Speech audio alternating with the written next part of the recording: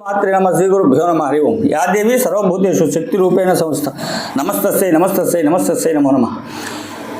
ఈ 2025-26 విశ్వావసనామ సంవత్సరంలో మీనరాశి వాళ్ళకి ఎట్లా ఉంది, ఆదాయ వ్యయాలు ఏంటి, ఆరోగ్యం ఏంటి, ఐశ్వర్యం ఏంటి, వ్యాపారం ఏంటి, విద్యార్థుల పరిస్థితి ఏమిటి అనేటువంటిది కూడా ఈ మీనరాశి వారి ముందు తెలుసుకున్నాం.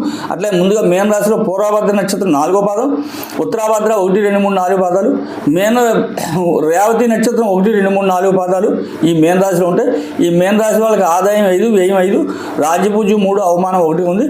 అంటే ఆదాయం వ్యయాలు ఈక్వల్గా ఉన్నాయి. ఏమైనప్పటికీ కూడా ఈ సంవత్సరం ఏలినాటి శని 2వ భాగం ఈ నెల 30వ తేదీ నుంచి శనీశ్వరుల వారు మీనరాశిలో సంచారం మొదలుపెడుతున్నారు.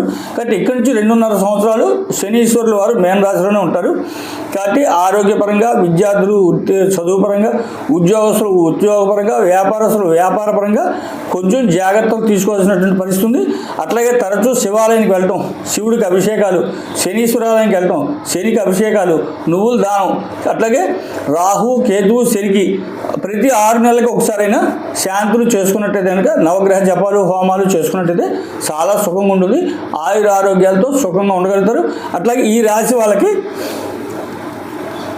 ఏలినాటి శని 3 భాగాల్లో 2వ భాగమైనటువంటి 2.5 సంవత్సరాలు ఏలినాటి శని జన్మశని మొదలైంది. కాబట్టి శనీశ్వరుడు యొక్క ప్రభావం వల్ల వాహన ప్రమాదాలు, అనుకోని యాక్సిడెంట్లు, ఔషధ సేవనం, భార్యాభర్తల మధ్య అన్యోన్యం తగ్గదు ఉంటుంది. కాబట్టి వీటన్నిటి కూడా దాన్ని చెప్పినట్టు శాంతులు చేసుకున్నట్లే సుఖంగా ఉంటుంది. హరి ఓం తత్. సర్వే జనా సుఖినో భవంతు. జై భారత మాతాకి జై.